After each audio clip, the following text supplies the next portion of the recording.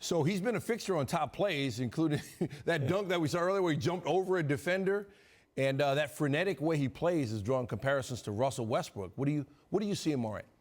To me, he's the most exciting prospect in this draft, not named Zion Williamson. Yeah, and the visual is stunning. I hope they document what I'm becoming. Congratulations. People's kid, how we doing? It's your boy Kobe back at it again with another video. And as always, hope you guys are having a blessed day.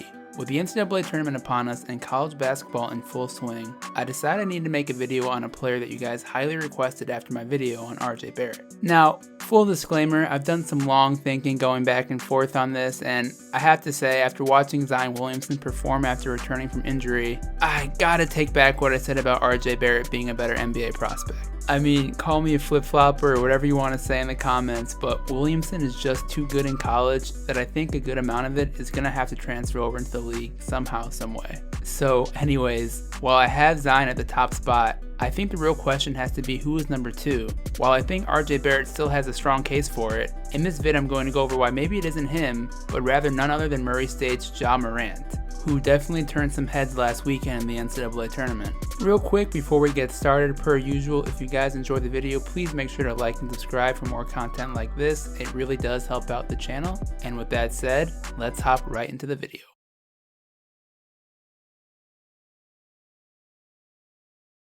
When it comes to looking for the next big thing in any field, no matter how hard you try to identify every future star and what they will become at a young age, there are always some that will slip through the cracks.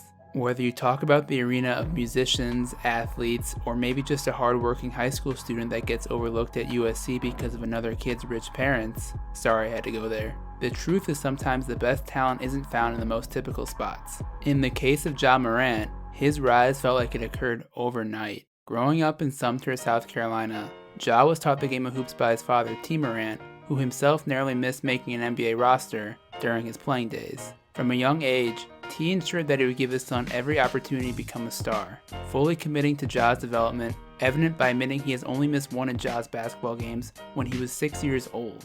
With his dad giving him the blueprint on what it would take both mentally and physically to accomplish the dream of playing high-level Division I basketball, Morant quickly became one of the best players in South Carolina, and even played a season with South Carolina native Zion Williamson when they were on the same AAU team.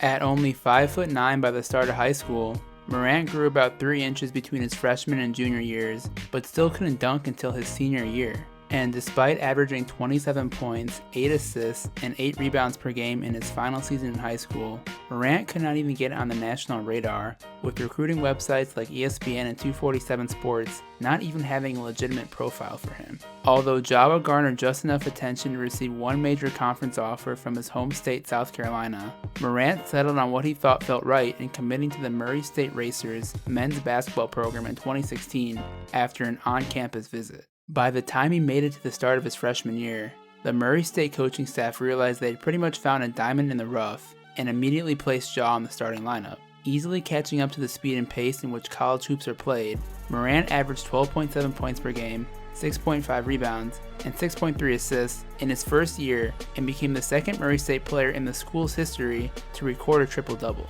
But even after lighting it up his rookie year in college and helping Murray State get back to the NCAA Tournament, the NBA talk for Ja heading into the sophomore campaign was still incredibly quiet. However, with the top 2 leading scorers for Murray State either graduating or heading to play overseas, this year became the year for Ja to take the next step from very productive college player to one of the best players in the entire country. Averaging 24.4 points, 10.2 assists, 5.7 rebounds, and 1.8 steals per contest, Morant is arguably having one of the finer statistical seasons in recent memory, but what makes him special is what you're able to see on the tape. At first glance, probably the first thing you're able to notice about Ja is his unbelievable athleticism that literally almost jumps off the screen. While Morant at 6'3" with the wiry frame is not the most physically imposing athlete you will ever see, he carries every single athletic trait needed to excel at the next level both offensively and defensively. As an offensive player, Ja arguably carries the most well-rounded game out of any of the major lottery picks due to his high skill level and versatile production in both the half-court and fast break. Thanks to Murray State's emphasis on moving from defense to offense in a hurry, Morant has had ample opportunity to show how deadly he can be in transition, leading the country at 8.4 transition points per game, and boasts an impressive 1.24 points per possession on these occasions. And not a coincidence whatsoever, these transition moments are also where you can find some of the most incredible feats of his athletic ability. Like, for example, this play you see here against Eastern Illinois. Understandably, what is probably remembered most by folks here is the dunk, as it was one of the finest jams in college basketball all year. But another breathtaking trait to notice about Ja is the straight line speed and acceleration he carries in his back pocket. I mean, the EIU players are not necessarily in bad position, and Murray State technically doesn't even have numbers. Ja just saw the rim with little rim protection and put on the afterburners. But even with players sitting back, Morant is fearless at attacking the rim with unapologetic authority in transition. Continuing with this theme of how his athleticism benefits his offense, in the half court, Morant is also quite adept at attacking closeouts, as his quickness gives him a boost into getting in the lane pretty much whenever he wants. Once he gets around the rim, instead of trying to power through the finishes like we see with several other prospects that carry a God-given physical advantage against opponents, Morant is incredibly crafty at getting the ball at the rim, displaying phenomenal body control and hang time to pull off some spectacular finishes. According to Hoop Math, Ja's field goal percentage at the rim is 62%, and these shots make up over half of his shot attempts in general. Obviously for NBA scouts, it is encouraging to see this creativity in Ja's game, as it will be very helpful not only finishing, but drawing fouls when the defender is in a compromised position. For the season, Morant is averaging 8.3 free throws attempted per game, tied for third in the entire country. And speaking of creativity, I would be remiss not to talk about another one of Ja's magnificent talents, and that would be none other than his ball handling.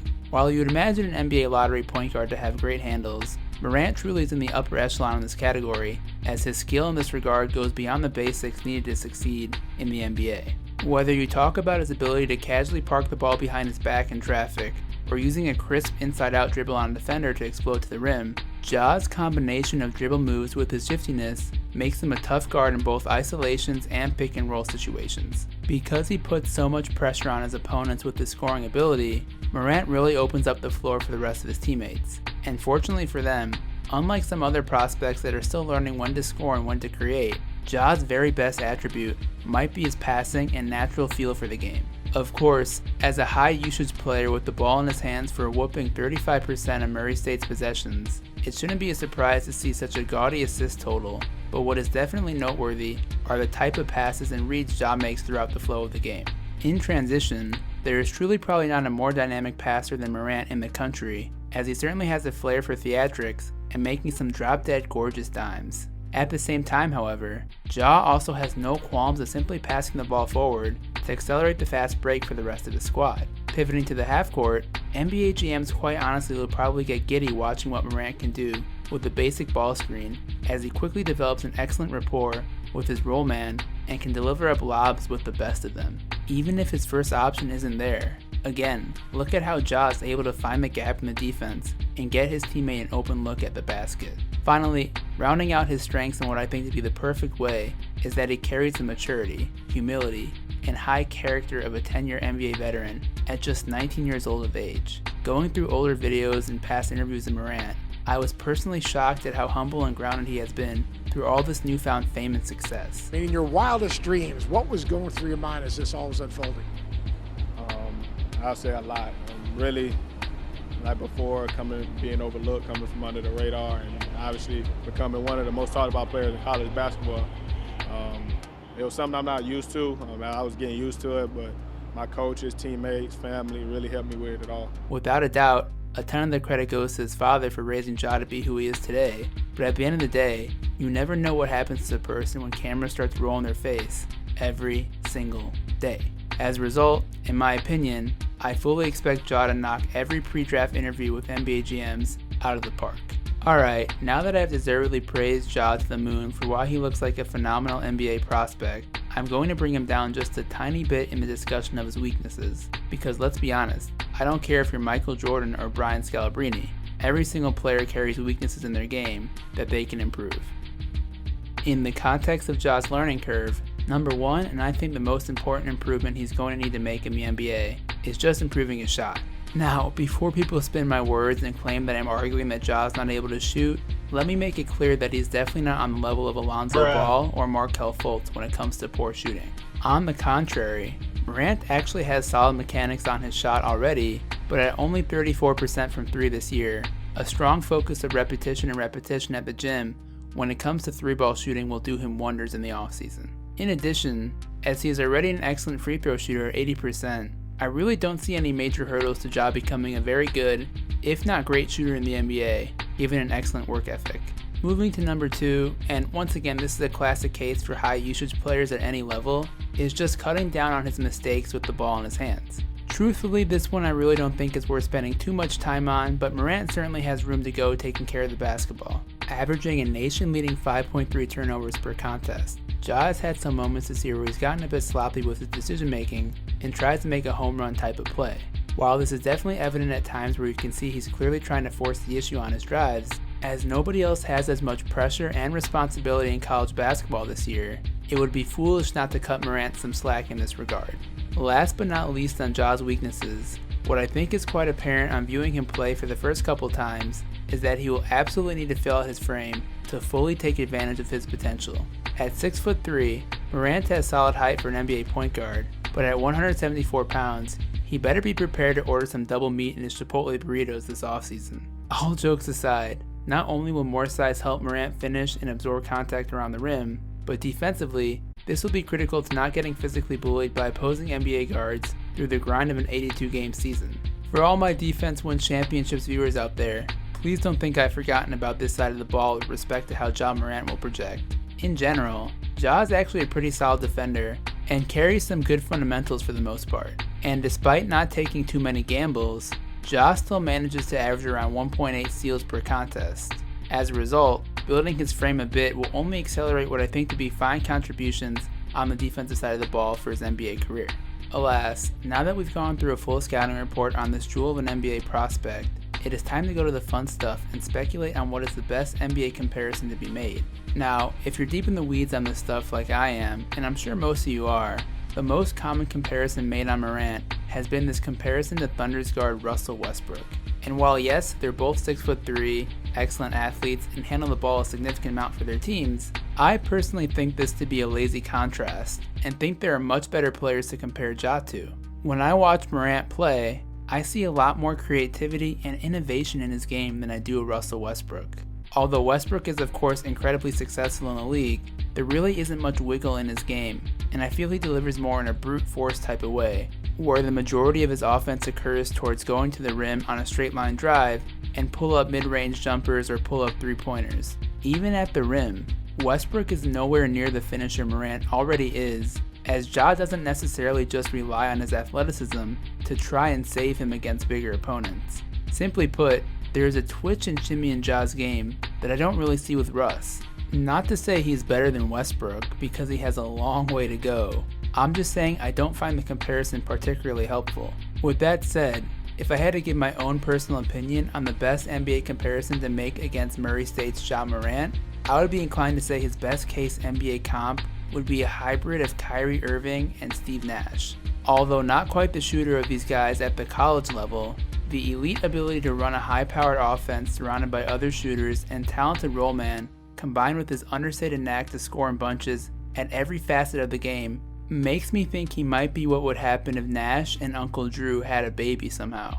He's not quite the scorer of Kyrie, and not quite the visionary of Steve, but he's pretty darn close in both respects. In conclusion, the fact that he already has such strong qualities of scoring and passing at such a young age makes me believe he is a strong candidate to be one of the faces of the NBA one day. And hopefully he is, because honestly you can't really find a better basketball name than Ja Morant. That's definitely a baller name if I ever heard one. So for whatever lucky PA announcer gets to introduce this rockstar prospect 41 times next year, I wish you good night and good luck. Anyways guys, that's the video, hope you enjoyed. Yeah, I really wanted to take a deep dive on Ja Morant, as the more and more I watch him play, the more and more I think the number one pick becomes an actual debate. Crazy, I know, but Ja definitely has that type of potential. What do you guys think? How good do you think Ja Morant can be in the NBA? And would you want him on your NBA team over RJ Barrett? Over Zion? Comment your thoughts below. With that said, hope you guys have a great rest of the day, or night, or whatever time it is. I'll be back at it soon. Peace out.